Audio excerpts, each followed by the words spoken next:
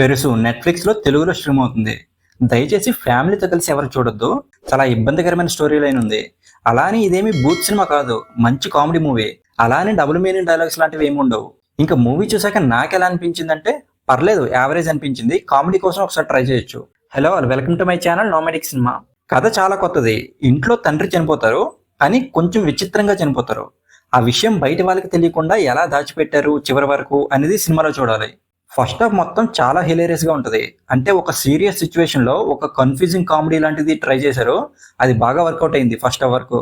కానీ second half కొంచెం dull అయింది. మళ్ళీ క్లైమాక్స్ లో వచ్చే కామెడీ బాగానే అనిపించింది. ఈ మూవీని కేవలం ఎంటర్టైన్మెంట్ బేస్ మీదనే తీసుకెళ్లారు లాస్ట్ వరకు. ఎక్కడ సీరియస్నెస్ అనేది లేకుండా లాస్ట్ లో ఏదో అలా సెంటిమెంట్ లాంటిది ట్రై చేశారు. ఇలాంటి సిచ్యువేషన్ ని కామెడీ కోసం వాడుకోవడం అందరికి నచ్చుతుందని చెప్పలేము. కొంతమంది కోపం కూడా రావచ్చు ఈ మూవీ చూసి. సినిమా అంతా ఒకే ఇంట్లో జరుగుతుంది. అక్కడ వాళ్ళు కామెడీ కోసం పెట్టుకున్న సిచ్యువేషన్స్ కూడా బాగానే ఉన్నాయి. నేనైతే చాలా వరకు ఎంజాయ్ చేయగలిగాను ఆ కామెడీకి. యాక్టర్స్ అందరూ బాగానే చేశారు వాళ్ళకి ఇచ్చిన రోల్స్ లో. ఇంకా డైరెక్టర్ మంచి పాయింట్ నే తీసుకున్నారు. అలాగే ఎంటర్టైనింగ్ గా చెప్పడానికి చాలా వరకు ట్రై చేశారు, సక్సెడ్ అయ్యారు కూడా. ఇంకా ఓవరాల్ గా ఈ మూవీ గురించి చెప్పాలంటే కామెడీ కోసం ఒకసారి ట్రై చేయొచ్చు, కానీ ఫ్యామిలీతో మాత్రం అస్సలు చూడొద్దు. అంటే కామెడీ బాగానే ఉంది, కానీ పాయింటే కొంచెం అడల్ట్ పాయింట్.